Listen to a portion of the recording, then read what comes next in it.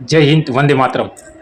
હવે આપણી આજુબાજુ ઘણીવાર અકસ્માત બનતો હોય છે। મેં પણ ઘણીવાર જોયું છે કે કોઈ પણ રોડ ઉપર જ્યારે અકસ્માત બને તો લોકો છે તે મદદ કરવાને બદલે ફોટો પાડતા હોય છે અથવા વિડીયો ઉતારતા હોય છે। ઘણા વ્યક્તિઓ એ ડરતા હોય છે કે જો હું આ અકસ્માત થયેલ વ્યક્તિને મદદ કરીશ અને હોસ્પિટલે લઈ જઈશ તો મારી ઉપર પૂછતાછ થશે। તો આના વિશે હું તમને સ્ટેપ વાઇઝ માહિતી આપું છું। જ્યારે પણ તમે કોઈ રોડ ઉપર જતા હો અને આવો કોઈ અકસ્માત તમારી નજરે પડે તો તમારે એને મદદ કરવાની છે, ત્યાંથી ભાગવાનું નથી કે ત્યાંથી કોઈ પણ વિડીયો ઉતારવાનો। તો ઘણા વ્યક્તિઓના મનની અંદર ડર હોય છે કે જો હું આ વ્યક્તિને દવાખાને લઈ જઈશ, હોસ્પિટલ લઈ જઈશ તો મારા ઉપર પોલીસ તપાસ કરશે। તો આરટીઓના જે મોટર વ્હીકલ એક્ટ 1988માં સેક્શન નંબર 134 અનુસાર જે નવો કાયદો આવ્યો છે તેમાં પોલીસ તમને જ્યારે અકસ્માતની આવી કોઈ જાણ થાય છે અને તમે કોઈ પણ જે ઈજાગ્રસ્ત વ્યક્તિને હોસ્પિટલ લઈ જાઓ છો ત્યારે તમારી માહિતી ગુપ્ત રાખવામાં આવે છે। સ્વેચ્છાએ તમે જો તમારું બયાન આપવા માંગતા હોય તો જ પોલીસ ડિપાર્ટમેન્ટ તમારું બયાન લેશે।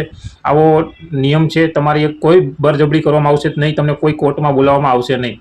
હવે જ્યારે કોઈ આવી ઘટના બને ત્યારે આપણે શું તકેદારી રાખવી? સૌપ્રથમ તો આપણે કોઈ પણ અકસ્માત સર્જેલી જગ્યા પર જાઈએ કે આપણે કોઈ અકસ્માત થયેલો જોયો તો સૌપ્રથમ ત્યાં કોઈ ટ્રાફિક કરવાની નથી, કારણ કે તમારી સુરક્ષા પ્રથમ છે। એટલે તમારે કોઈ પણ જગ્યાએ અકસ્માત જોવો એટલે શાંતિથી તમારે સૌપ્રથમ જે વ્યક્તિ ઈજાગ્રસ્ત છે તેને તપાસ કરવાની છે, તેનો શ્વાસ ચાલુ છે કે કોઈ લોહી વહેતું હોય તો તેને બંધ કરવાનો ટ્રાય કરવાની છે।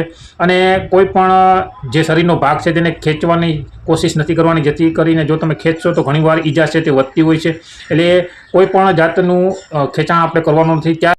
ત્યારબાદ મહત્વની કામગીરી એ છે કે તમારે નજીકના પોલીસ સ્ટેશનની અંદર 112 નંબરને કોલ કરી શકો છો અને 108 નંબર જે ઇમરજન્સી જે સારવાર હોય છે તેને તમારે કોલ કરવાનો છે, જેથી કરીને તેને જે વ્યક્તિ ઈજાગ્રસ્ત થયો છે તેને સરળતાથી ટ્રીટમેન્ટ મળી જાય।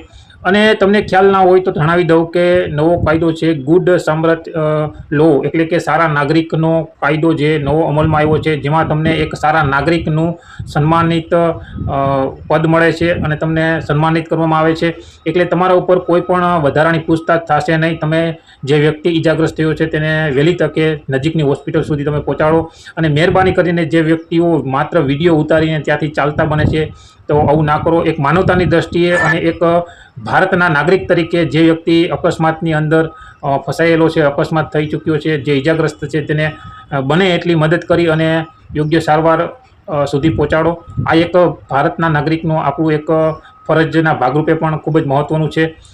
આવા કાયદાને જાણો, કાયદાનું પાલન કરો અને સુરક્ષિત રહો। રાધે રાધે।